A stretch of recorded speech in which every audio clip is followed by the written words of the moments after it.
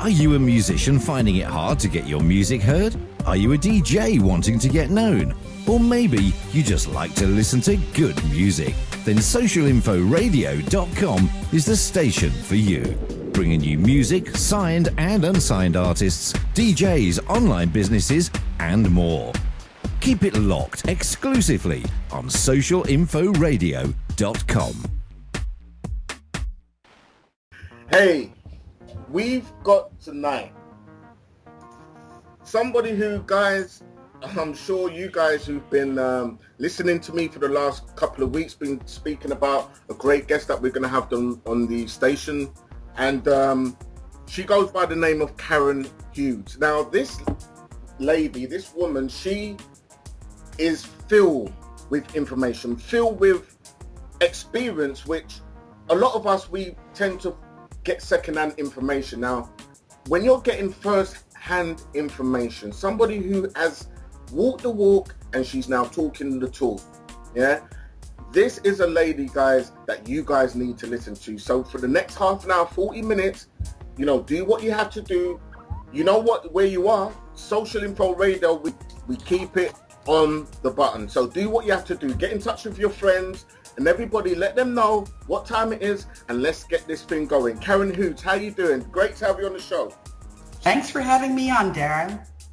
Wow, it's been a long time coming, but I'm so glad that we've got you here, and we've had some technical difficulties with, you know, not having the mic connected and making it happen. But, you know, we're live now and we're doing what we need to do, and we're going to go ahead with it. So I'm just glad to have you on the show, Karen. It's great to be with you. Excellent. Great. Okay, so Karen, just to sort of give people a little bit of who you are and just a brief history of where you've come from and where you are right now. Yes, I'm called the World Bank whistleblower, and I'm actually sitting in the dead center of the international financial system. And the way I got there was deliberate, although I had no idea how messed up it was. And a lot of people blame me for having gone and worked in the World Bank legal department for 20 years. But I have to tell you that I went there with a goal in mind, and that was to clean the place up. And the person who brought me there was the former general counsel of the OPEC. That's the exporting petroleum countries. Ibrahim interviewed and gotten to be friends with a man who was there when the Bretton Woods institutions were created. They're called Bretton Woods because that's the name of a ski resort in New Hampshire. And the people who created the Bretton Woods institutions had a bad plan in mind. And the people at the center of the international financial system are the Jesuits. Right. Yeah. And before them, it was the Pope who was trying to keep the King of England in the 1200s from abdicate. Not, you know, he decided that he didn't have to go through the Pope to get to God, and was and the Pope told him that he was going to be excommunicated. This was King James in the 1200s. And anyway, before that there were the Romans, and before that there were the pharaohs. And behind the pharaohs, I've just found out who's behind the pharaohs and why it's been so difficult for humanity to keep its money to itself. And that is a group called the crypto-humans. They have huge brains, and if you look at pictures of Tutankhamun and his daughters, you know, they had these elaborate headdresses to hide their huge brains. And let's fast forward. These people are still hanging around, and one of the people that I've been working with, because I'm right in the center, and the way I got there is because the World Bank is also known as a knowledge bank. There's now 188 countries that are members of the World Bank, and some of those countries have tried to extricate themselves from the scam going on, which takes all of the money from humanity and dumps it with the Jesuits. And people who, want the documentation of this, I have a website. It's KAHUDES.net. Now, I didn't know anything about these groups when I got started, but I did know from Aaron Brockes, who was the longest serving general counsel And as I was telling you, he was there when the Bretton Woods agreements were negotiated. He gave me the operation manual, and he told me that when, do you remember the Vietnam War and this horrible guy who brought us the Vietnam War? I'm trying to remember his name. What happens, by the way, to people when they go on these kinds of radio broadcasts is they're microwaved and their memories get kind of difficult to access. A lot of us that do this share this information. Right. Anyway, what's his name? That old guy who brought us the Vietnam War. Anyway, he was general counsel at the World Bank in 1968, and the place went to hell in a handbasket, according to Aaron Brockes, when that happened. Right. Yeah, and so I just sort of sat there. You know, I was there for 20 years. For the first 10 years, I just sort of went around. I was country lawyer for the Middle East, Jordan and Yemen, and I got to know people in the Middle East. A lot of people blame me, first of all, for going to the World Bank. They blame me for being Jewish, but don't forget, I'm a lady who had a mission, and I still have a mission, and now I've basically proven myself to the ministers of finance. I went to the Treasury Department after I stayed inside the World Bank. You know, they tell lawyers to go up the corporate ladder, and I've been using the international securities laws together with other whistleblowers who discovered that there was a lot of corruption going on. What it is in the international financial system is that there are little hidden traps and doors so that everybody's money goes to the Jesuits. And I understand from Darren that you all know how your birth certificates are being pledged and how the money's being earned on the capital markets. Absolutely. I don't want to spend a whole lot of time on what's wrong with the system. I just want to tell you what's going to be right with it. So the World Bank, as I was telling you, is a knowledge bank. And in 2003, a political scientist named Jacek Kugler came to the World Bank with something called a power transition model, which uses his knowledge of international political science and computer simulation modeling, game theory. And this model is 90 to 95% accurate. And I took him with me to Ghana, and we modeled freedom of information laws. And that's actually what this is all about, because there has been a colossal cover-up.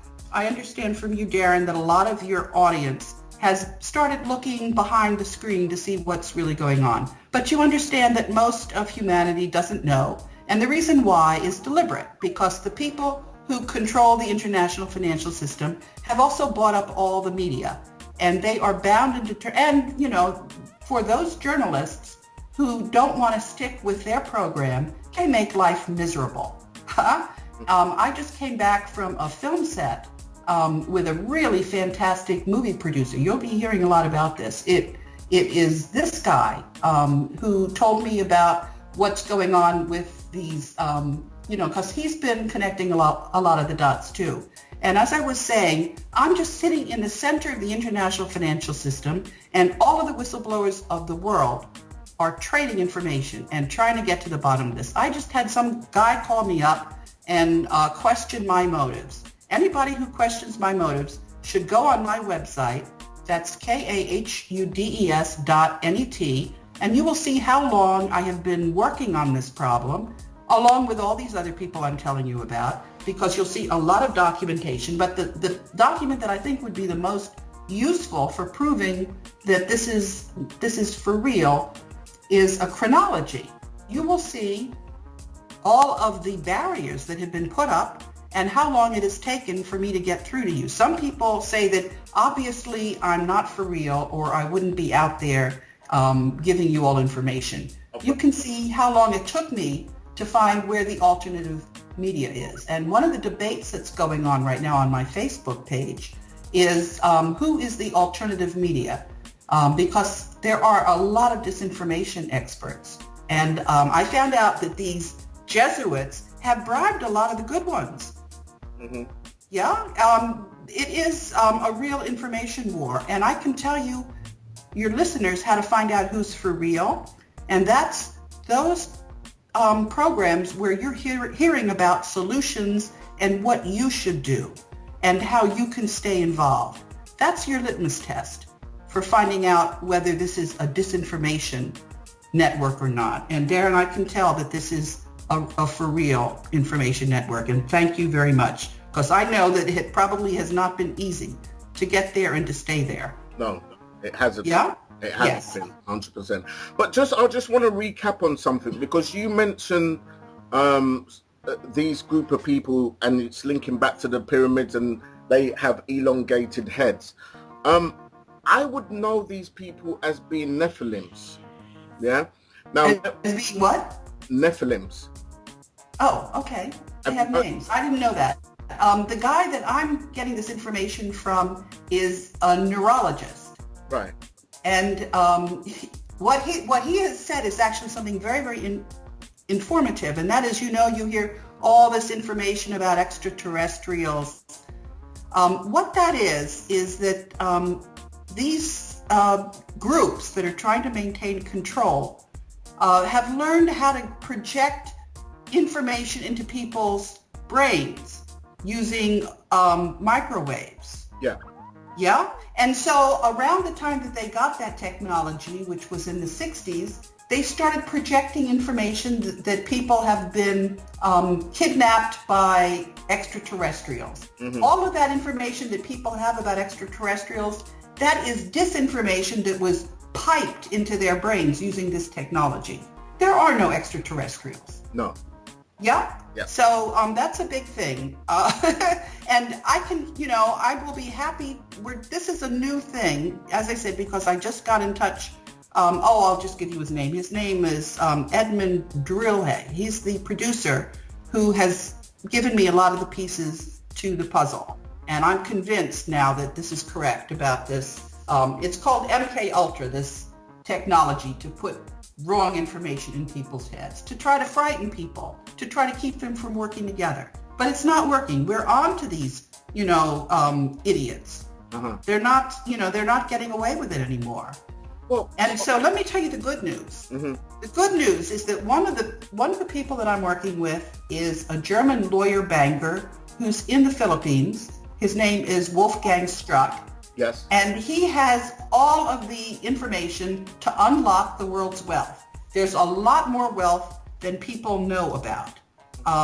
There is 170,500 metric tons of gold in a vault in the Bank of Hawaii. Actually, some people told me it's a certificate of deposit, but in any event, that is the money that's supposed to underpin U.S. dollars. That was what John F. Kennedy had gotten for the United States.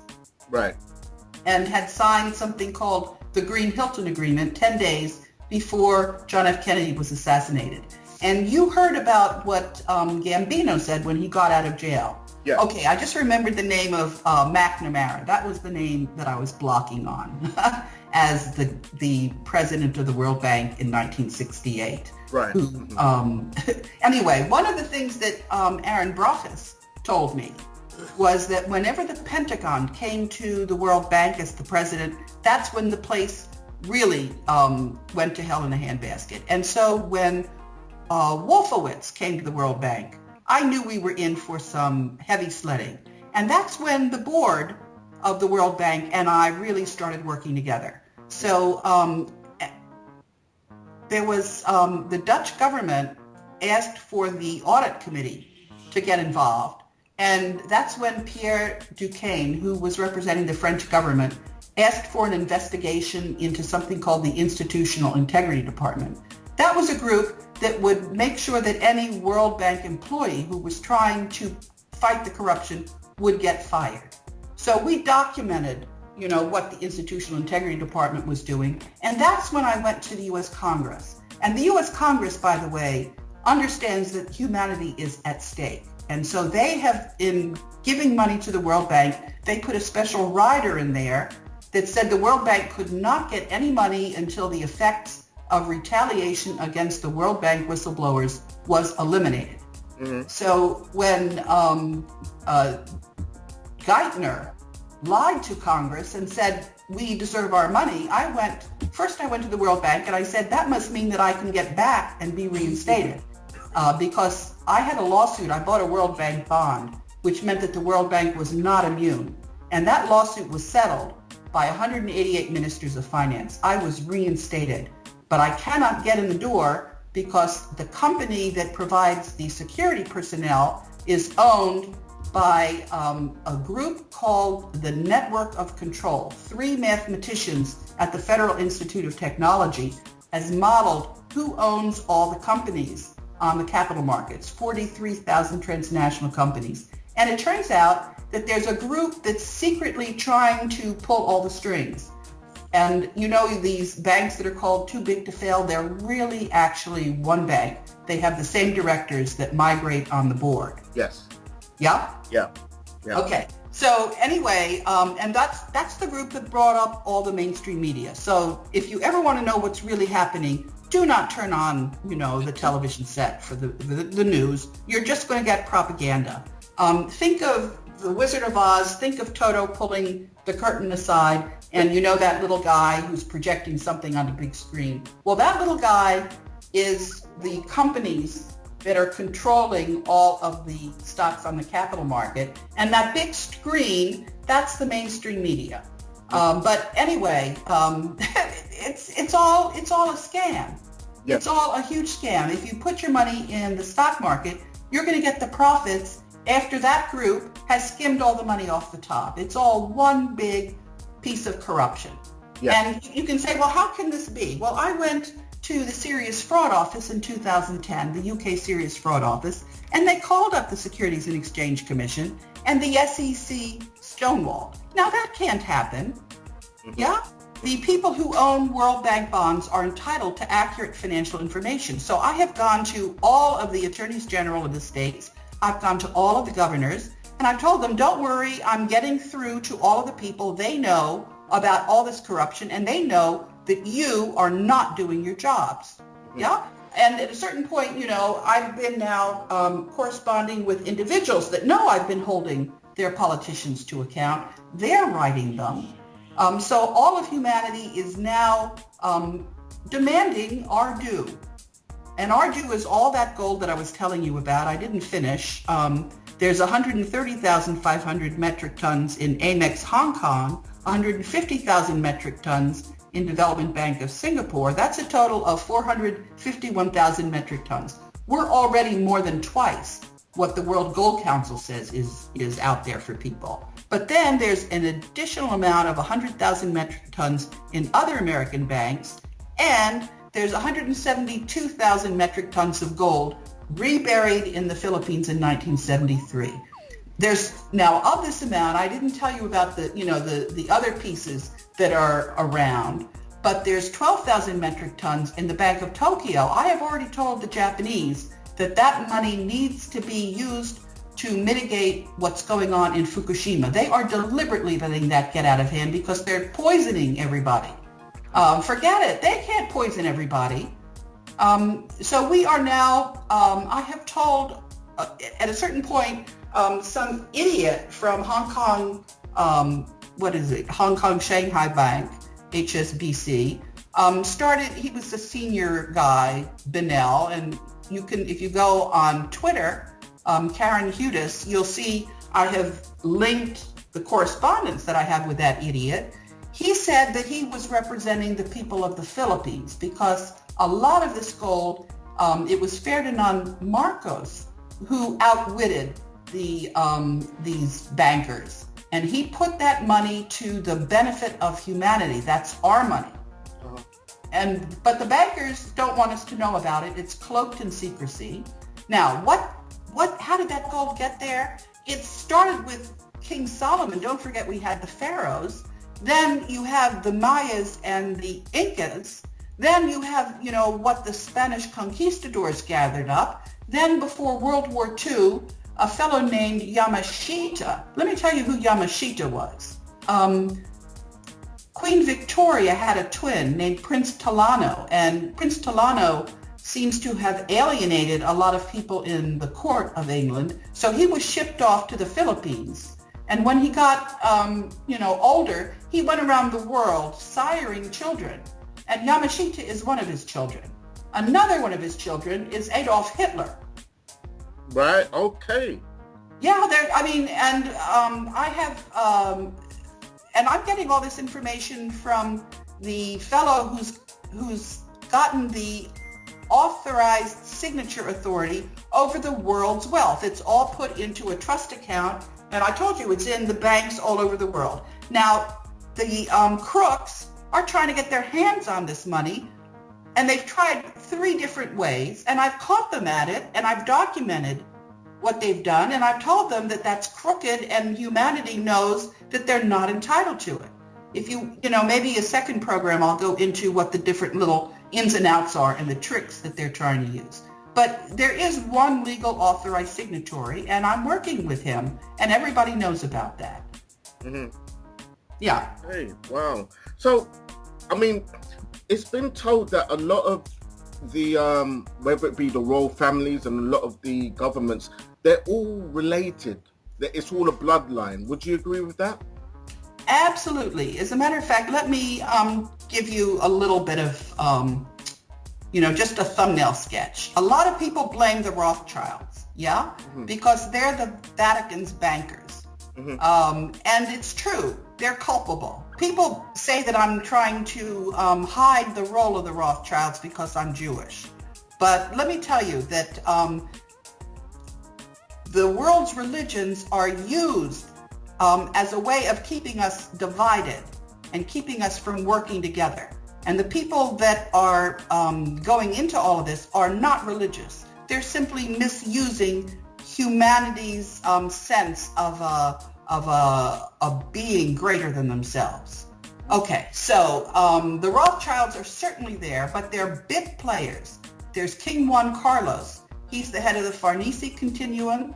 He's a high-level knight of the Equestrian Order of the Holy Sepulchre of Jerusalem, Sacred Military Constantinian Order of St. George, and a Knight of Malta, all wrapped up in one.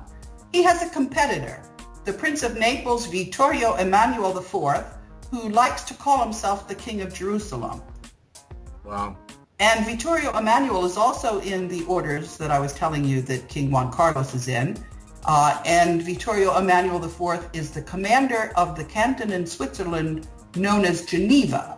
Geneva and Zurich are very important in the financial system, but don't forget Bern, the capital of Switzerland. That's the home of the Vatican Embassy. And kitty corner across the street, there's the Universal Postal Union, which controls the commercial world. But don't forget the Pallavicini family. And then you should also remember the guy who invented Bilderberg, Prince Bernhard of Lippe-Biesterfeld. And his daughter is Beatrix Wilhelmina Armgard, Princess von Oranje-Nassau. So these are some of the players. I have, hit some of the high points. But these people think that it's their role to, they let the peons manage with crumbs, and they think there are too many eaters. They're trying to reduce the number of people alive by poisoning us with what's going on with, I don't know if you've been talking about chemtrails. Yes. Yeah, okay, the purpose of chemtrails is to keep us dizzy because we're very intuitive beings. Mm-hmm. And if they put all that gunk in the atmosphere, that makes it difficult for us to access our intuition.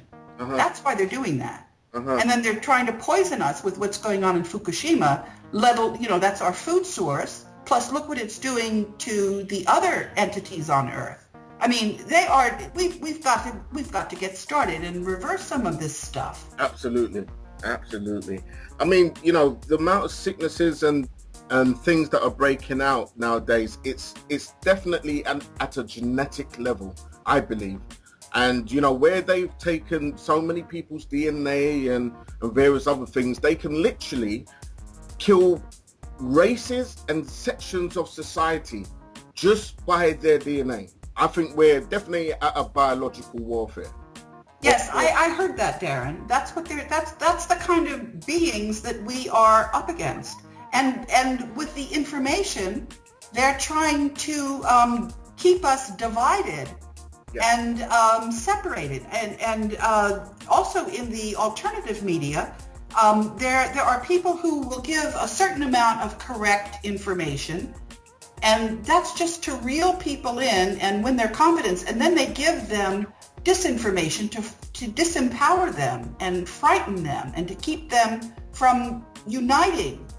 Absolutely. Which is, it's not working. As I said, 90 to 95% likely that we are taking our planet back from these, I don't even want to find an adjective for that. It didn't work.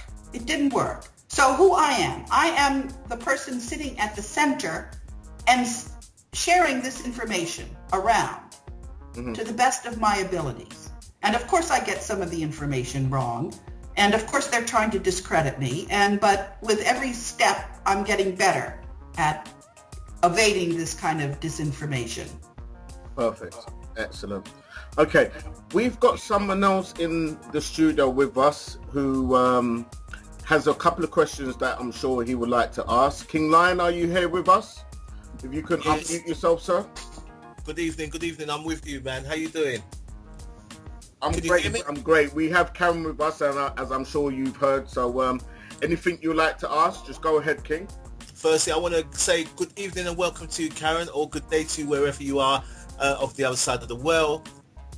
Thank you for sharing. It's absolutely beautiful what you're saying and what you're declaring. Fantastic. Can you hear me, Karen? Yes, I'm waiting for your question, King, and I didn't get your second name. King Lion, they call me. Yes. Can you hear me loud and clear? Perfectly. I'm right outside the District of Columbia. Okay, great stuff. Yeah, I just want to thank you for, airing and sharing the information. It's absolutely beautiful. And I want to commend you for taking, the strength and the power which you have done to, put your head above the parapet to share this information with us all. Okay, Karen, the question that I need to ask you, have you suffered any threats to your life in regards to sharing this information with the public?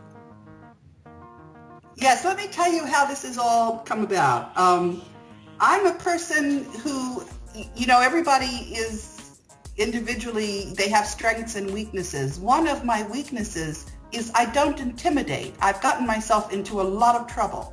But all that has to happen is somebody has to threaten me, and I go into attack. I was captain of the NYU fencing team. I had a Hungarian fencing coach who drilled into me that when somebody is attacking you, that is just what you want, because you go into a focus mode. You see what foot they're on, and you go in from the other side. So yes, I can give you examples of all of the different shenanigans and stupid things that they tried. It didn't work because I knew with this power transition model that we were invincible. And I always was working with people. So if anything were to happen to me, this was not going to, I'm not like, some of the other whistleblowers that's bringing information that they got from somewhere. What I'm bringing people is information about a cover-up and the fact that they were entitled to information. And what I have, the strength of what I have is the securities laws. And I bought a World Bank bond, so I'm also entitled to this information. I'll give you an example of how this works. I was in touch with the state of California because they are representing the pension of California that invested in World Bank bonds. And I said, you're not getting accurate information. The financial information that you're given is the auditing firm. I also sued KPMG. And I just recently sent a letter that KPMG, there's a group in the UK called the Financial Reporting Council. And they just sent me a letter. It took them over a year to respond to me. I said that KPMG did not follow the auditing standards. They prevented me from talking to the audit team and showing that the financial information was inaccurate. And there are groups of us in the World Bank showing, a couple of them. There's a UK whistleblower, Elaine Colville, who has written to the UK Parliament together with me. We've gotten 3 statements up in the UK Parliament. And the last thing that the UK Parliament wanted to know was, how are we doing on resolving complaints? And I said, you're doing a terrible job. I've written to you twice already to tell you that the World Bank financial statements are not accurate and that you have to correct them. And the UK taxpayers' money is sinking into the World Bank with absolutely no accountability. What more do you need to know? All right. And this is out in the public. And Elaine Colville, who is, she's the reason that I'm involved with the UK Parliament, because the two of us were working together. We're all coordinating. Think of people on a soccer field passing the soccer ball to each other. But the people on the soccer field is all of humanity. And what we have guiding us is a power transition model that said that all we had to do was sit tight, and these crooks, their scheme was going to crumble. And the fact that you're hearing this very detailed information from me, that shows you. But what else shows you that their game is up? They tried to have another world war in Syria. Did that work? No. They tried to drop a nuclear bomb on South Carolina. That was the 8th of October. Did that work? No. There are a lot of us working together, and we're telling these idiots that they had better hand over our money, which we are entitled to, or more of them each day that it's taking are going to end up in jail. That's wonderful. That is absolutely wonderful. Us here in the UK are obviously feeling the pinch financially. How can we get involved in this process? Because obviously, the system's crumbling. It's got to crumble. It's got to be changes. We want to be instrumental in making sure that happens, because change has got to come. What can we do? Well, you can hold your government accountable. I'll give you, when we get off, I will give you the exchange of letters with the Financial Reporting Council. You get in touch with the Financial Reporting Council and you tell them that they had better get KPMG and hold them to account. And I went to the credit rating agencies, and I said the International Bank for Reconstruction and Development, the World Bank has different groups, and the IBRD is the one that's issuing the bonds. There's another one that issues another amount of bonds. That's the International Financial Corporation, International Finance Corporation. And so I also said to the Universal Credit Rating Group, this is a new credit rating agency. We have Standard & Poor's, we have Fitch Rating, we have Moody's, but now we have the Universal Credit Rating Group. You can tell them that you don't want the UK's credit rating to go down, that you don't want the Bank of England issuing your pounds, because this is ridiculous. Why should the UK taxpayers pay interest on their debt? Why shouldn't their currency be issued directly from their government? Why shouldn't the assets in the collateral accounts that belong to the UK citizens, why shouldn't that back your currency? You ask them what the heck they think they're doing with your money. Absolutely. Karen, do you believe that there's a plot afoot in order to crash all the monies of the world to create a cashless society? Yes, there is, but that's absolutely not going to work. They tried that actually yesterday.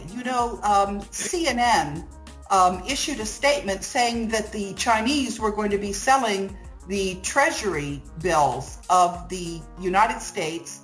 And so then I wrote to all of the countries, and I wrote to the board, and I wrote to the credit rating agencies, and I said, well, this is ridiculous. We have gold backing our currencies. We have uncut dollars sitting in the banks that should come out and replace the Federal Reserve notes. We don't care what happens to the currencies. We want our own currencies issued. And the banks are just sitting there.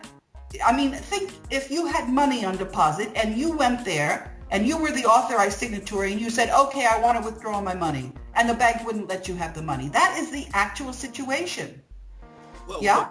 I mean, the currency or the money, that, as we call it, which is like, it's not even a promissory note. It just says, I promise to pay the bearer the sum of, which means that it's not backed by anything. It's not worth anything, really. The real money is gold. How the trick is that they've given us this paper monopoly notes to think that it's real currency. And that's the problem. Yes, of course it's a problem. And, there's a very good monetary economist named Antal Fekete, who has been documenting how there's something called permanent gold backwardation, which is when people who are hoarding gold because they know the paper currencies are about to crash. We are in that scenario. Ever since July, the central banks have not been able to lease their gold bullion because the risk that they would not get the bullion at the end of the lease term was too great. That happened again in 1971, just before the United States went off. It used to be that the dollars were convertible into gold. Anybody that wanted gold could present their dollar bill and get the gold. Yeah, no, this is absolutely deliberate. You're right. But the thing is, they didn't count on the fact that we were working from this power transition model. So that's why the BRICS, Brazil, Russia, India, China, and South Africa, have said that they are no longer financing their trade in US dollars. They're going to offset their trade, and then the difference is going to be settled in gold. And there are 23 or even probably more countries who have now figured out how to swap their local currencies without using, there's something called the SWIFT banking system. They don't have to, the trade can continue using those credit lines that they've established. So in other words, we're ready, we're waiting for them, and they're not, the fact that they crashed the currencies, we're not going to be sitting there with no alternatives. We have alternatives. So this isn't going the way they had planned. That's just showing you that this power transition model is working. I have been writing to all of the ministers of finance now for years, and the governors of the 50 states. In the United States, the citizens are entitled to something called a constitutional convention under Article 5. That's because the founding fathers of the United States knew who the Jesuits were, and they knew the Jesuits were going to be up to shenanigans, and so they said citizens can keep guns and citizens can change their government. And so that's exactly where we are. We have been telling the Congress that has no leeway that they are absolutely required to allow us to have a constitutional convention so that we can take back our government. So these idiots that are flailing around with these stupid false flags as if we didn't know what they were doing. There's a group I'm working with called Able Danger that has documented each and every false flag, what happened in Boston, and of course what happened with 9/11. They have just succeeded in indicting themselves and discrediting their media. There is absolutely no reason for them to think that humanity is going to be kept under the thumb of these crooks. We are taking back our wealth. Absolutely. Karen, in terms of the Constitutional Convention, Article 5, is there an equivalent that you know of, or possibly your co-P might know of, Alison, I think her name's Alison, in relation to the UK? Is there anything that parallels that conventional of Article 5 that we could utilize here in the UK? I'd have to do a little more research, but you have to understand why Queen Elizabeth has passed her crown. Yeah, she was already dethroned for crimes against humanity, for child trafficking. You simply have to get the word out and let people figure out what you want to do with your crown. The thing is, most people don't even remotely believe that. Do you know what I mean? We have people who hear these stories, hear these facts, but ignore the facts. Do you know what I mean? So this is the mind control that this system has got over a lot of the people. There's only a few of us that know these as facts and utter it, but people look at us as we're crazy. Do you know what I mean, Karen? I do. Darren, I'm going to do something that I haven't done before, but I think it's time to do that. There's a lot more to humanity than we give ourselves credit. Absolutely. And you know how when birds are flying and a whole group of them and then they switch left and right and nobody knows how it is they can do this? Right. Yeah, people are interconnected in ways that they have forgotten, but we really are. And enough of us understand what the situation is that it's irreversible. It's irreversible. I mean, you don't want to just interact with people on an unconscious level, obviously. That's You want to go to your neighbors and you want to give them proof. You want to get them involved. You want to talk them through this. A lot of people understand on their gut level that things are not right, but they're afraid of it because it's so, the level of deception is so great that it's overwhelming for many people. And so what you really need to do is you need to reassure them and let them know that there is a core group of us that has confronted these crooks, and we have the right on our side, we have the truth on our side, and what's best, most of all, is we now have the militaries on our side. We have the militaries on our side, by the way. Karen, if you don't mind me interjecting here, this is Darren again. I just want to ask a quick question, because I'm going based on your vibe, because it sounds like we're winning here. But from the outside, people like myself and other people, they would look at it and think, wow, it seems like, what is it that we're actually winning? How are we winning, in a sense? Because it just seems like whatever they have, their agendas that's in place, seems to be working, especially in the UK, because, in the UK, literally, we just take anything and we don't rebel, we don't go out and riot, we don't do anything. We literally... But you wouldn't want anybody to riot. This would be a mistake. Then you would have martial law. The fact that you're law-abiding is good, but don't forget, Syria did not happen. This is the first time that bankers that wanted a world war called for a world war, and the parliament said no. Yeah? So things... Or, for example, Gambino, who was a mafioso who went to jail for 20 years, when he got out, the very first thing he did was he said, the kill shot for John F. Kennedy was fired by a member of the mafia who was hidden in a sewer. Yeah? Mm-hmm. Now, since when does the mafia choose the losing side? No, we're winning. Okay.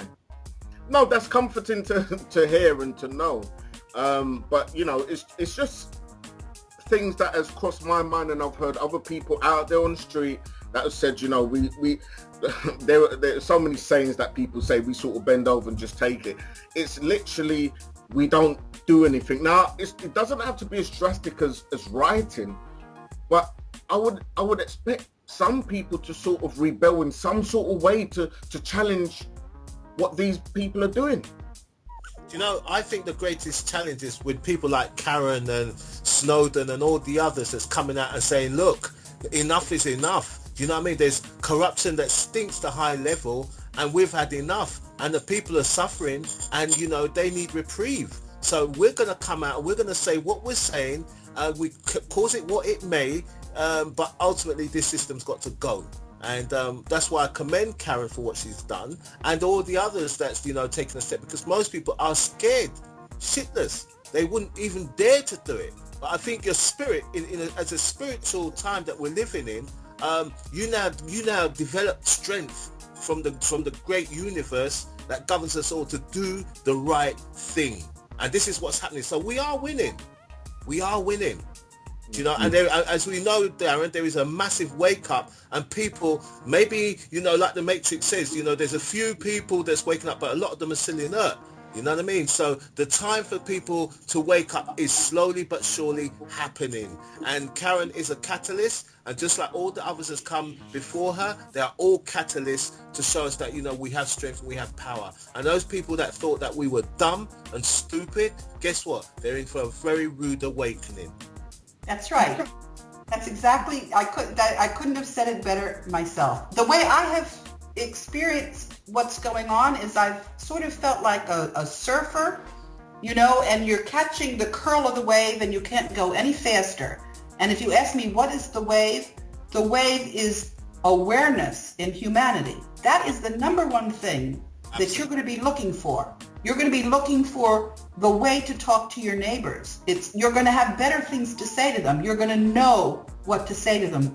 And one of the things that's been really, really wonderful is the way I learned from people who, they come to me and they say, you know, Karen, you spend too much time talking on this. You lost people there. It's a dialogue going on between me and the other whistleblowers and humanity. We're learning how to do what we need to do. Absolutely. Okay, we've got a caller here. Hello, caller. Your name and where you from, sir?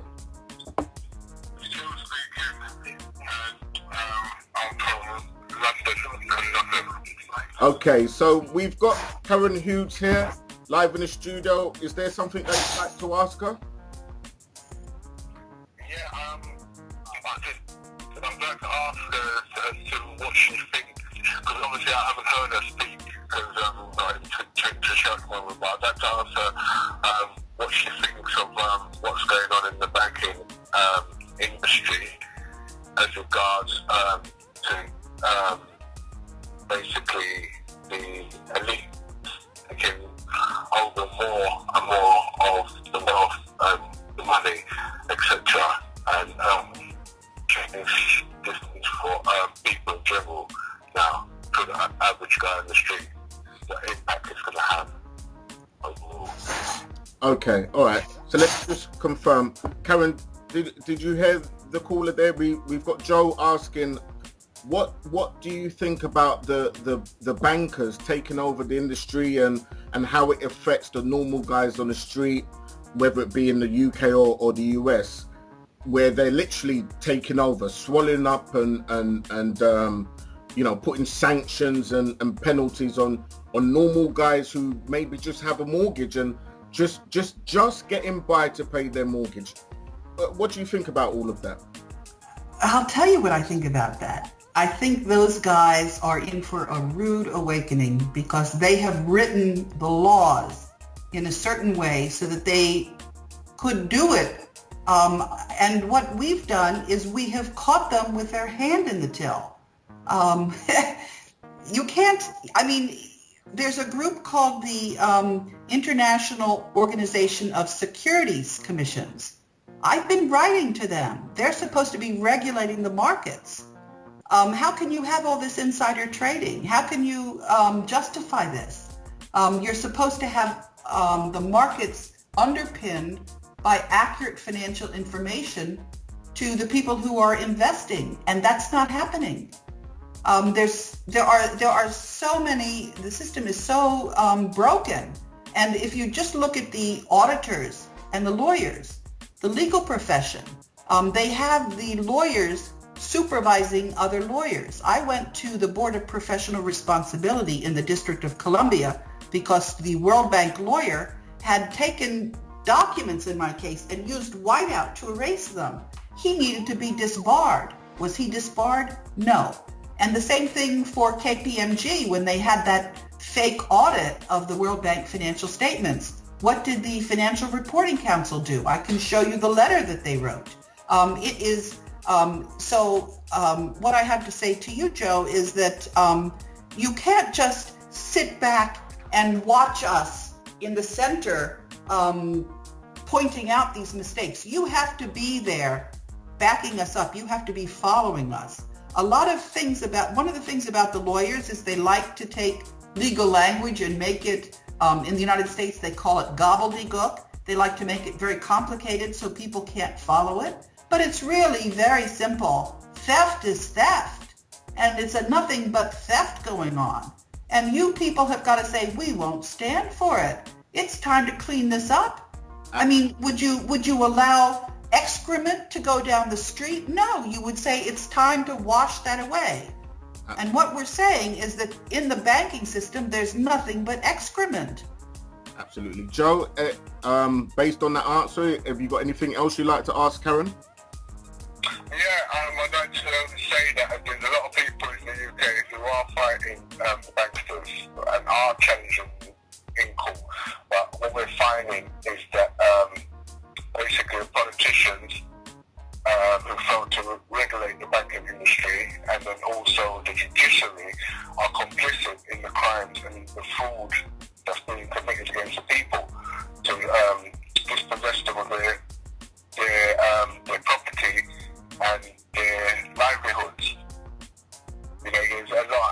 stupid going on here is to me, is organised criminality, and it is to take a concerted effort from a lot of people. The people do have to get up and say enough is enough.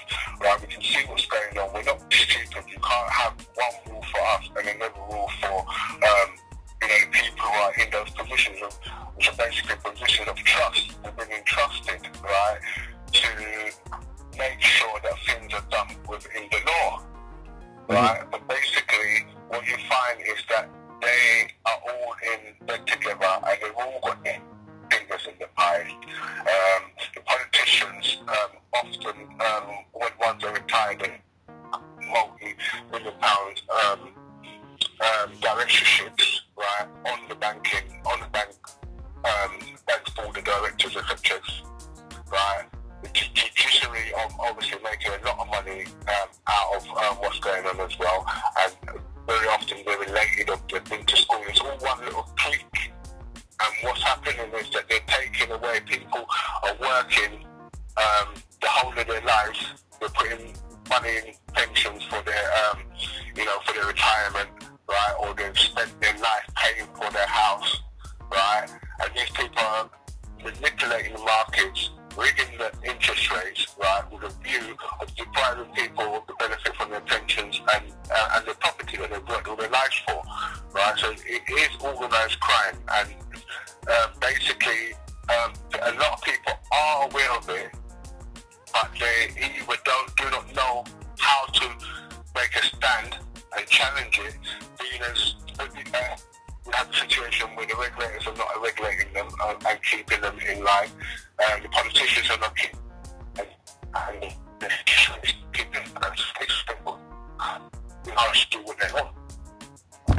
Well, what I can tell you, Joe, is the way to tackle this is you go to the people that you know and trust, your neighbors, your friends, and you set up a study group so that you're not an individual and you're not vulnerable. That's the reason I'm here, because I was never acting as an individual. I was always embedded in a group so that they couldn't just pick on me because I was part of a group. So you make yourself part of a study group. And then all you have to do is point to the corruption at the very center of the financial system. It's not that you have to go out and prove anything. We have all the documents, we have all the proof. And what's the best part about it is you are entitled to your money back.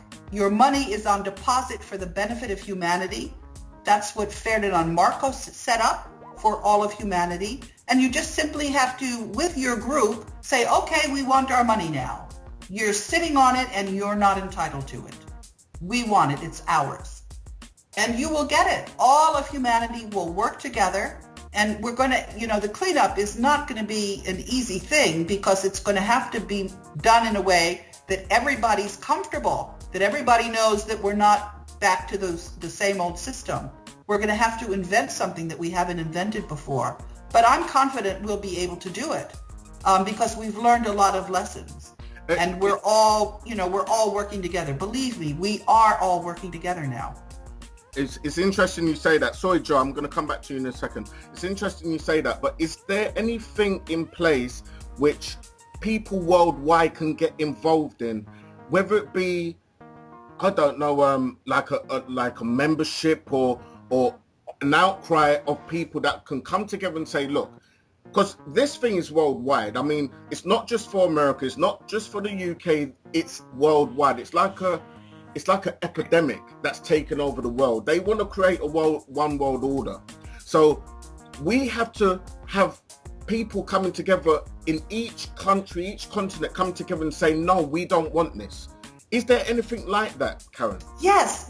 That's what this is all about. This is about the international securities laws. We are all using the international securities laws. It's like we have something in place already. It's not perfect, but it's a foundation, it's a base to work from. And so the Bretton Woods institutions, that is for the benefit of humanity. And if we want to redistribute the money that's cloaked in secrecy, the gold that's on deposit intended for humanity using the legal authorized signatory. All you have to do is go to your Minister of Finance, who is on the Board of Governors of the World Bank, and say, we want you to do what the rest of the world is doing. Yes, we have it. It's all there. That's what we're doing. We're using the existing institutions. We're using the social media that you have. We're using what's in place now to inform people. You don't have to worry because, as I'm telling you, we have everything that we need now to turn things around. I don't know if you know about cats that are indoor cats. Yes.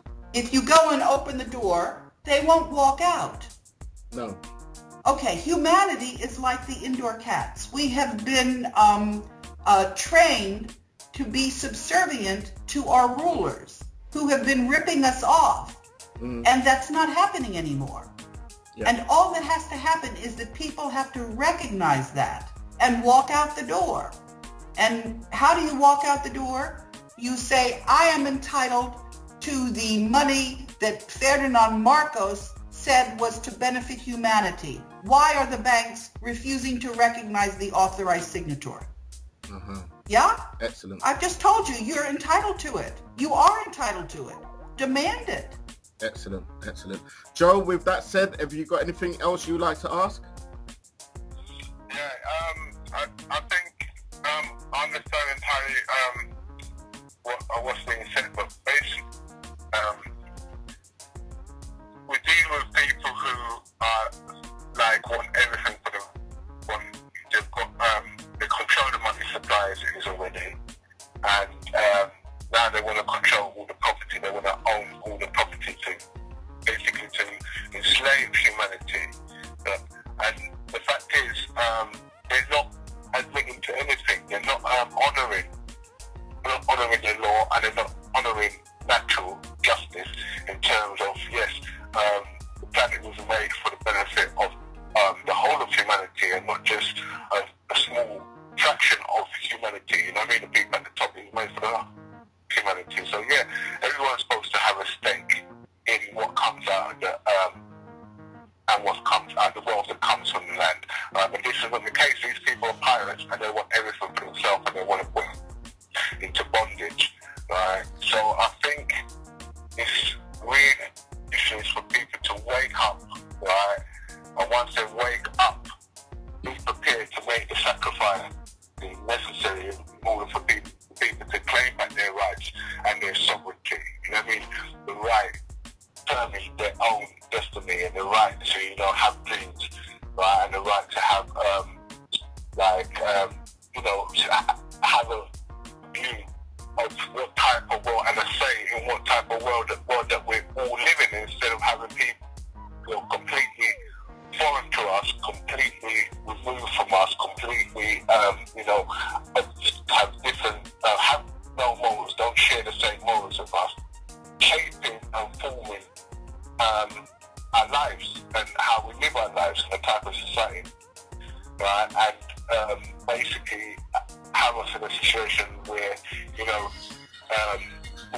energy is focused on being able to survive and being able to pay the mortgage, being able to put food on the table for your children and for yourself, and being able to keep your basic necessities. You know what I mean? That's what the masses are preoccupied on an everyday level, right? So they haven't really got the time to really focus on how these people are at every turn, right? So I think people have to, once people do wake up, right, we have to be prepared to take action in effective numbers, you know what I mean? Because one or two people will be prepared to take action and make a sacrifice. It's not going to spin it, because these people, it's in the system for hundreds, right? And they have people who are dedicated in order to keep the control that they have over people's lives. You know what I mean? And to maintain their grips on mankind. But basically, my view is that it all stems from the banks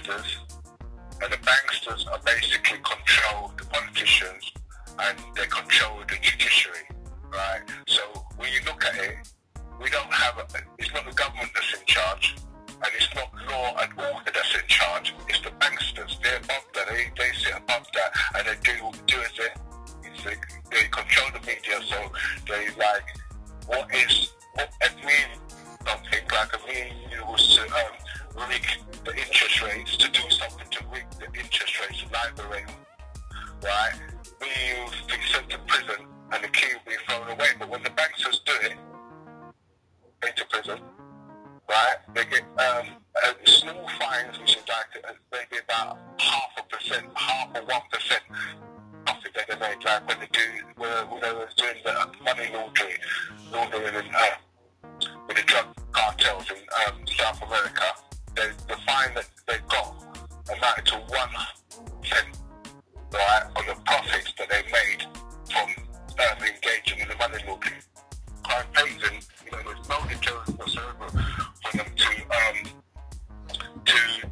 just act within the law, what is moral or what is right, and stop robbing people. There's no deterrent, and that is, as I said, people really to wake up and then be motivated enough to do something about it, because things aren't going to get any better, and we're reaching a situation where they're poisoning the water supply for profit. They're causing starvation in Africa, right? They're causing starvation in England. You know what I mean? In the West, people are starving. People haven't got enough food to eat. People haven't got enough. People can't heat their homes. People can't afford to heat their homes. They're dying of hypothermia. They can't afford to have a balanced diet. Joe. They're going to heat the home. So this is what I'm saying. They've got people.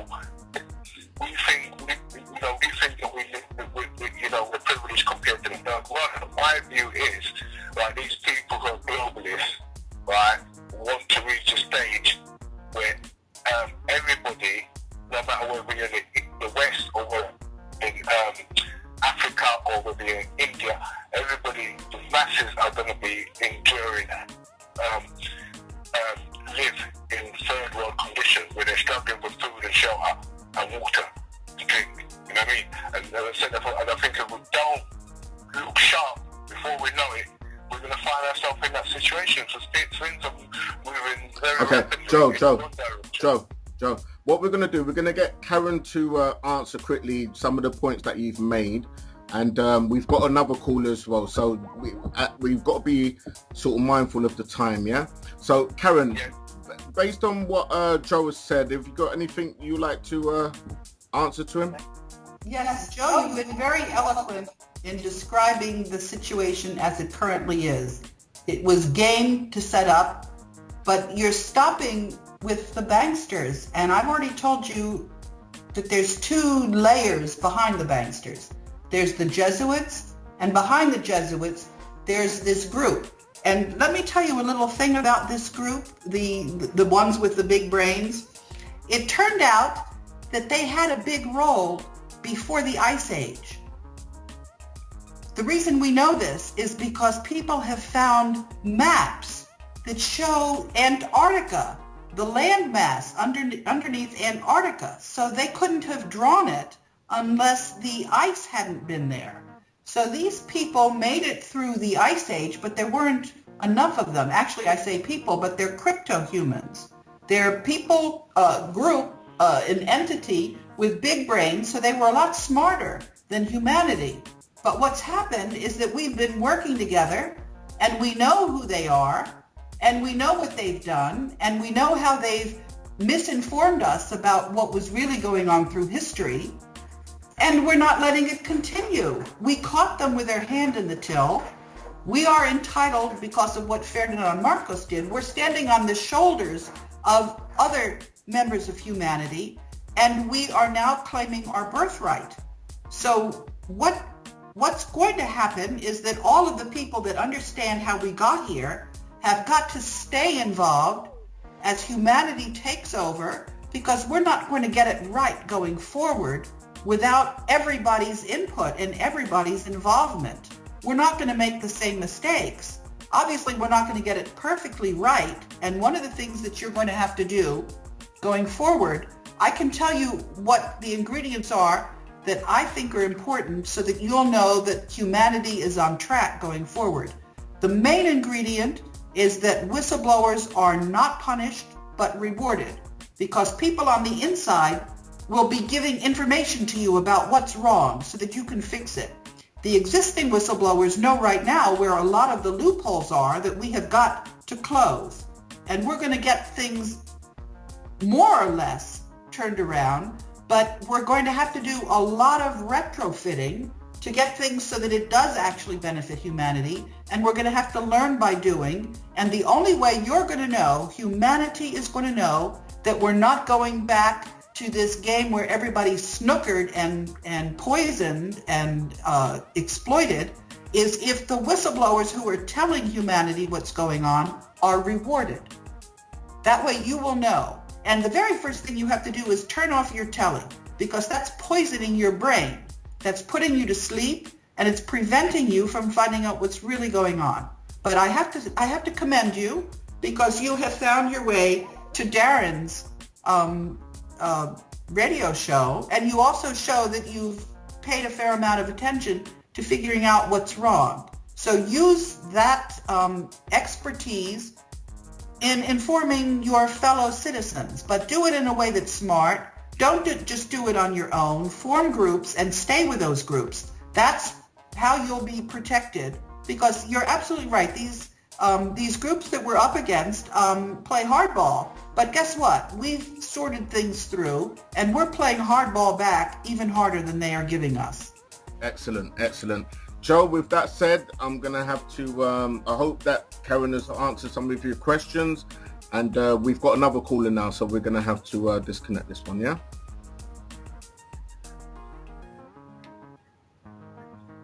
Yeah, Joe? All right. Thank you very much, Joe, yeah? Okay, you're welcome. Thank you. Bye-bye. Bye. Nice one, John. Okay, we've got another caller here. Lulu. Is it Lulu, sorry? Lilu, sorry. Hi, Lilu. You're live to Karen. Just fire away. What would you like to ask? Karen, I'm proposing that the United Kingdom budget that was spent on providing public services last year at a cost of £720 billion was not spent wisely, and the public are entitled to have the power to spend that money how they wish, and I'm proposing that we set up some grand juries that would be 25 people for every 3,000 people, and two more rotas on three, so 75 people per 3,000, who would be volunteers who would come along to stop buildings that are being disused or not used properly, and basically run through all the grievances that people have had over the years, just like Desmond Tutu has done with his Truth and Reconciliation Committees, and we can get all the pains and the suffering of the people healed with reparations and compensations and forgiveness, and we can get the people healed, and then we can start taking control with the money flowing from the people to the service rather than the other way round, and we don't have a control over the quality of the service or the amount of money spent. So I have got the private prosecution in the Westminster Magistrates Court. Well, I've actually sent it to all the magistrates courts in the UK, but they all found their way to the Westminster Magistrates Court, and I'm really calling for legal people, whistleblowers, come forward to help me form these grand juries so that we can decide what we do with this money. Over to you. Lilu, you've covered a lot of ground here. Let's start off with the legal profession and the courts. They have, what can I say? It's been a big scam. And in the United States, we have discovered that our courts are not what we thought they were. They were sitting in admiralty. When people went into the courtroom, they were viewed as if they were a boat. And remember, we were talking about birth certificates, and that when children are born, their future tax revenues are pledged, and their birth certificates had capital letters. So in the United States, when a citizen would go into a court, they were not there as a human being. They were being treated as if they were the name on the bond. So there is a lot of legal reform that we're going to have to do. And if you look at what the legal profession has done, they have just used language to hide and frighten people off and make people feel intimidated as if they didn't have a role to play. So I congratulate you for taking the initiative. But this business about grand juries, there's a movement in the United States as well to reclaim grand juries. But the thing about grand juries is that they have to be duly constituted by a court. And our courts are not set up now. And if you just have them loose, not really properly connected to a proper court, it's a way of distracting people. They're spending a lot of effort like a hamster in a wheel. It's not connected to anything. So there's going to have to be some sequencing here. You're absolutely right. People need to find out where the budget is being spent. One of the issues in the United States about the budget is that, it goes down even to the municipalities, where the municipalities are borrowing money in the future to fund pensions for 75 years, creating huge deficits and profits. People don't really understand what the flow of funding is to begin with. So, and the information is deliberately withheld from them. So you've touched on a lot of problems, but I'm not sure that you've come up with a solution yet. And this is an uncomfortable place to be, to have identified a problem and to expect your government to be helping you with solutions. But we've already been discussing how the auditors are supervising each other. And that means that there's no supervision whatsoever. Yeah? There's also a group called the International Organization of Supreme Audit Institutions. This is the club where all of the government auditors go. And they all hang out, and they're all unaccountable. So we have a colossal task at hand, which is when we take back our money, we're going to have to refix and retool and recalibrate our system. And we're going to have to work through institutions. And you're right, lawyers are the ones that thought they were entitled.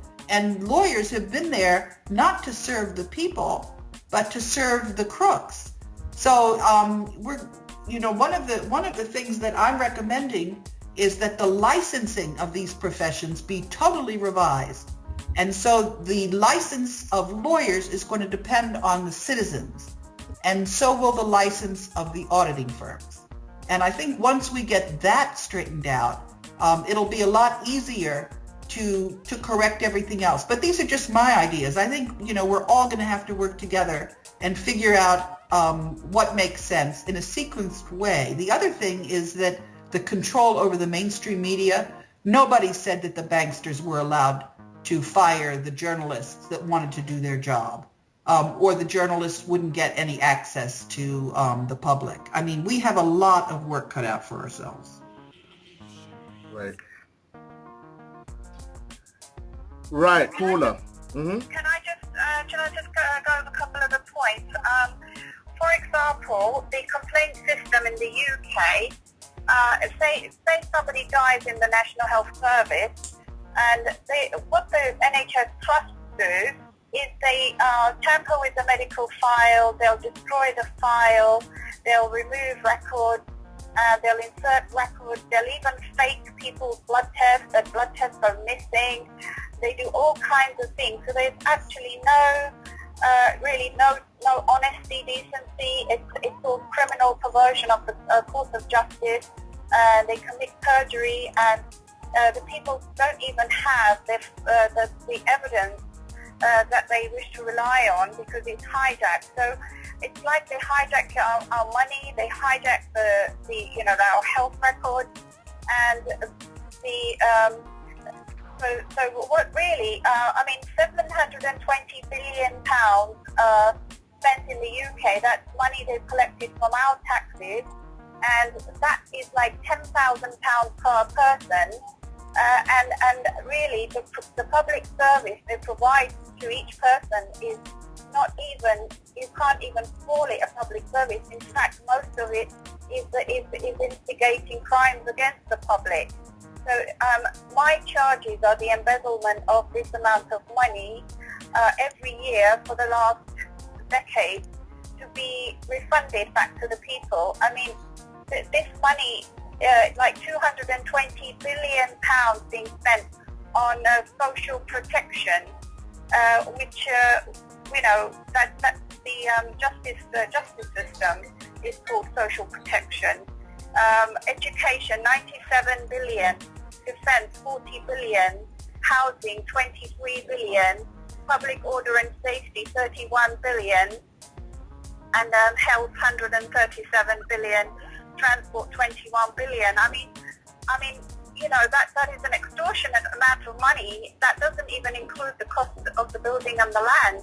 And the other subject I wanted you to cover was that if there was a law like the Nasara law, which is the National Economic Security and Reformation Act passed in 2000, which basically makes it illegal for any corporation or government to own land, and it has been passed by an international court and agreed by most of the countries, and that law was due for implementation on September the 11th, 2001.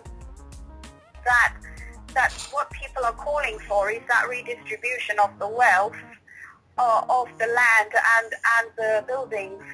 So if we could turn the switch on and we could have the money flowing in the opposite direction, and if we can take control of the land and the buildings, and we have the right to govern ourselves, because our governments have failed, and if they're committing crimes against us, they're no longer serving us, then we don't need to go to court to get the grand jury set up. We can set up our own juries, and if it's not a grand jury, it can be a jury of 12, which means that if 12 people get together in the community and make a decision, that decision will override any decision made by a single judge in any court. And anyone going to court can also demand that their matters are put to jury, including the penalty charge notices, which are parking fines.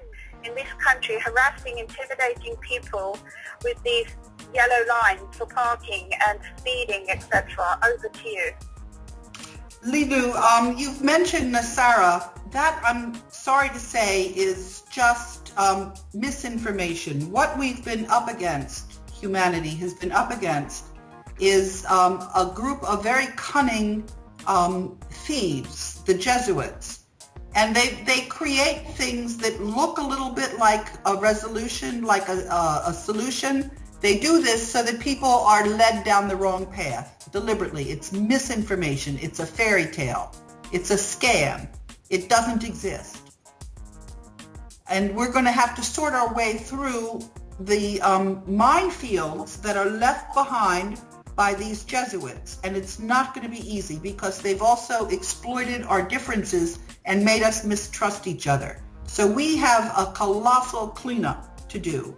And the biggest cleanup is going to be straightening out, you started out by saying that we've been victimized, that we've been weakened, that there's a lot of rehab that we need. This is absolutely true. The first problem that we face is to understand where we are and how we got there in a way that's correct, that's aligned with the truth.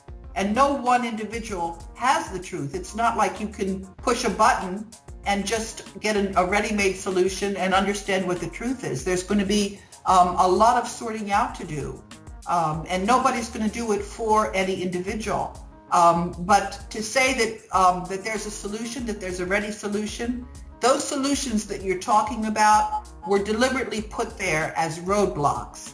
We're going to have to start thinking about what makes sense. And of course, sometimes you have to just go with the existing institutions and reform them with a lot of feedback so that you can do proper reform. Okay. And of course, there's always reform that's making matters worse. We're going to have we're going to have a big task to get things straightened out and on the right track. Okay, Lulu. So, okay, I'm just gonna wrap it up. Lulu, what we need to do, because we're about to wrap it down. I do apologize for, not for you if you have more burning questions, but believe me, we're gonna have some more. We're gonna have Karen back on air, back with us again very shortly. As soon as Karen has some time, we'll get her back on. And just save your questions, save them up, and we'll definitely do this again, okay? Thank you very much. Thank you. All right. Okay, bye. Take care. All right. King, it's over to you, sir. So I'm going to leave you to do the last 5-10 minutes, and then we're going to then wrap it up and call it a day. Well, I just want to say, in relation to what I've heard from the callers, I heard a term, and it came out of America, about impeachment. Nobody's talking about impeachment over here. If the government's not fit for purpose because they're failing to regulate, but however, they don't regulate these corporations because they give the corporations the power to regulate themselves. So therefore, these corporations can create hardship. They can pump up the volume in terms of charges on the people, and it's okay for them it's a license for them to print money. I'm saying that basically the government should be accountable because it's the people that give the government the power. The people give their power to the government. And I'm saying that the people now, in light of where we're at and what we're discussing today, as far as I can see, is that the people need to either stop voting for these governments and basically ask for an impeachment and removal of the government because the government are not representing the people's interests. That's the way I see it. What say you? Well, it's not going to be easy in terms of voting, certainly in the United States where we've got two parties instead of like the UK system. But, your system has its own traps. It's not going to be an easy thing. It's not a matter of any individual politician being not fit for purpose. We're talking about systemic problems. But, all of this is going to be dependent, I think, on the individuals who have got to do a better job of being citizens. They've been duped. They've accepted information that was clearly erroneous. They're going to have to start working to find out what's really going on and to stay on top of things as they're being reformed to see whether the reforms are actually working. Okay. All right. Well, sorry, I do have a bit of a chesty cold, but however, Karen, I look forward to, speaking to you again. You brought so much to the table. You've given us a lot of wisdom. I want to thank you and commend you for that. And all I can say is keep on keeping on, Karen. Will do, and thanks for having me, Darren. It's been great. No problem, Karen. No problem. Karen, I do apologize. Just before we wrap it up, we've got one more caller who would like to ask you a quick question, and then that'll be it. Okay. Okay. Go ahead, caller. You're live. Hey, Karen, I wanted to commend you on what you're doing. And unfortunately, you've been trying to tune into the show, so I didn't catch much of it, but I've heard some of your interviews before. Are you going to be doing any more shows? Yes, as many as I possibly can. Sorry? Yes. Okay, how do people get in touch with you, and how do we get to, have you got a website or? I do. Go to KAHUD as in David, ES, that's my last name and my first two initials, .net. One more time, KAHUDES.net. And then there's a form where you can contact me and I try to respond. Okay, and so what was the last part, dot? N as in Nancy, E, T like Tom. It's very distorted, I'm Yeah, sorry. The so- line so is very distorted, that- so it's not I can- that clear. I can tell you what it is. It's KAHUDES yeah. Hudes. DES. Yeah, so that's KA Hudes. Yeah. .net. Net. Net like what you... No, net like what you catch a fish in. Net. Oh, right, net. Okay, .net. Yeah. Okay. All right, that's excellent. Now, Karen, do you know who Tony Farrell is? Sorry? Do you know who whistleblower Tony Farrell is? No, I don't. Okay, he's a UK intelligence analyst who has written a report that you should really, really have a look at, and I encourage everybody out there to have a look at as well, because he's like you. He's exposing what's going on. I've worked with him, and we did a very important report. So have a look at it. It's called Tony the Farrell Report. The THE Farrell FARRELL report.net. Now, he, like you, is a whistleblower in the UK, and I just wanted to let you know that you have a lot of supporters out here. We commend what you're doing, and hopefully you will inspire many, many, many other people to do the same. So thank you, Karen. Thank you. Yeah. One last thing. In the UK, what do you see as a solution to the problem? Because we know the problems. What is the solution? In a nutshell, the solution is to recognize who we are and that we've won, and to act accordingly.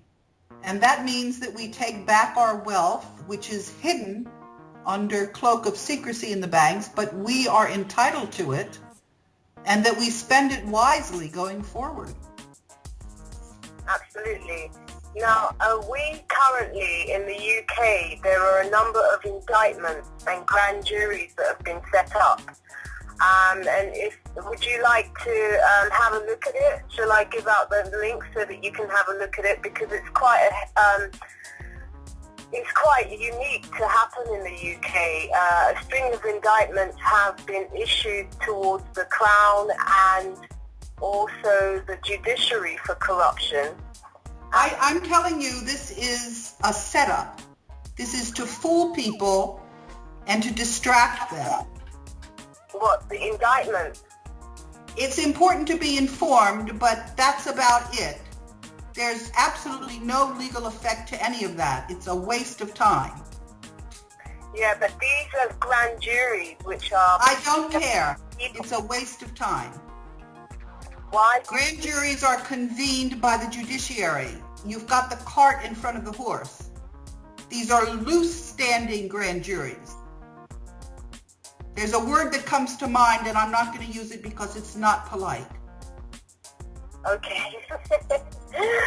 Okay, so what do you think is going to be effective then?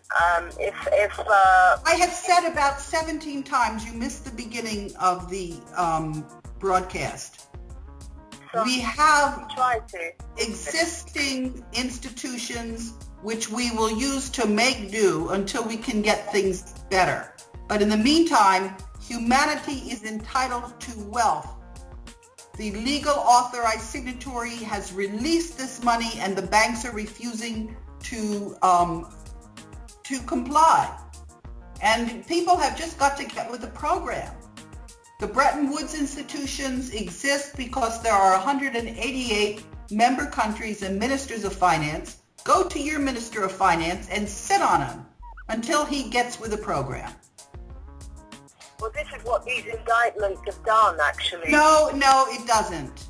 It has zero legal effect.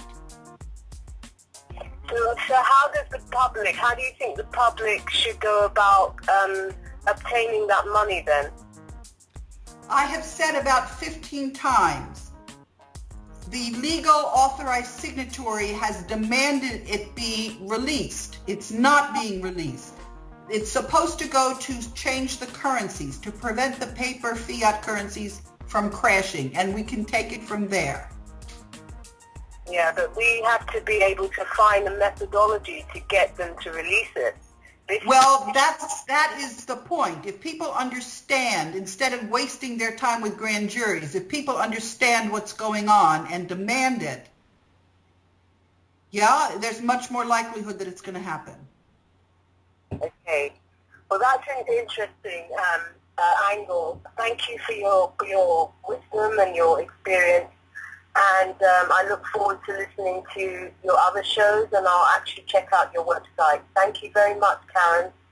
Thanks for calling in. Okay, thank you very much. All right, bye-bye. Bye-bye. Hey, this has been Social Info Radio. Guys, it's been great. Thank you, Karen Hudes. Thank you, King Lion, my co-presenter. We're all in the studio, and it's been brilliant. Guys, you know how it is. Social Info Radio, we take it to the bridge and over the bridge because we come with no adverts, nothing. This is just pure knowledge. Keep it tuned. We ain't going nowhere. Whoa, whoa, whoa, whoa, boy. Darren. Oh, Lord. Hey. To God be the glory, great things he has done. Get to youths, yes. Darren, I beg you no fool. Put down the gun and sing this song. Get to youths, yes. Darren, I beg you no fool. Be strong. Get to youths, yes. Darren, I beg you no fool. Oh, Lord. Get to youths, yes. Darren, I beg you no fool. Oh, Lord. When Darren was a youth, he was so ignorant. But know that he is a man and fully grown and understand that mother of her own and father of his own. So blessed is the child who has their own. So I don't need to worry and I don't need to fret. The Almighty God never failed Darren yet. The Almighty God never failed him yet. Hey, get to youths, yes. Darren, I beg you no fool, lad. Put down the gun and sing this song. Get to youths, yes. Darren, I beg you no fool, lad. Push up on the hand and praise the man. Get to youths, yes. Darren, I beg you no fool, lad. Oh, lad.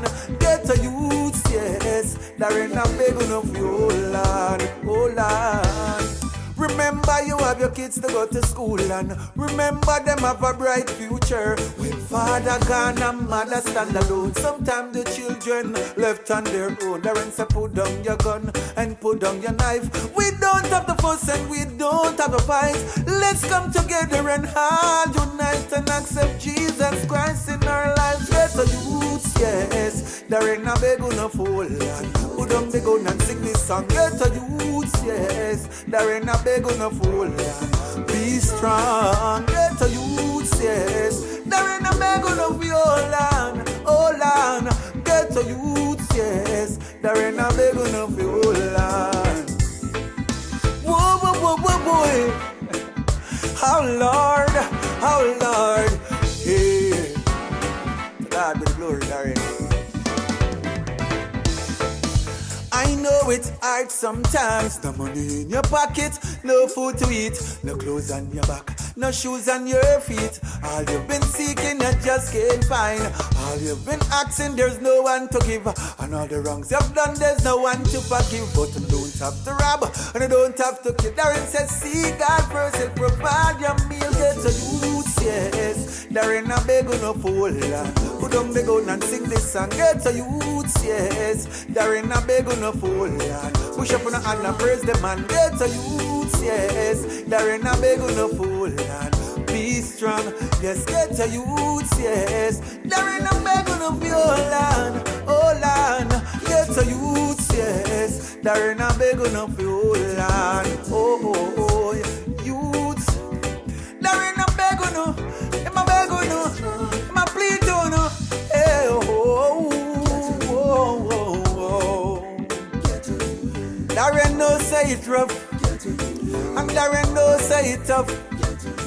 Darren been there and done that. Get to youth, be strong.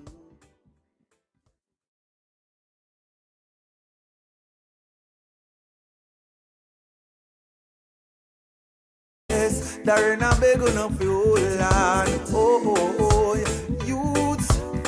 Darren I beg you no. I beg you no. I plead you no. Hey, oh. Darren no say it rough, and Darren knows say it tough. Darren been there and done that. Get a youth, be strong.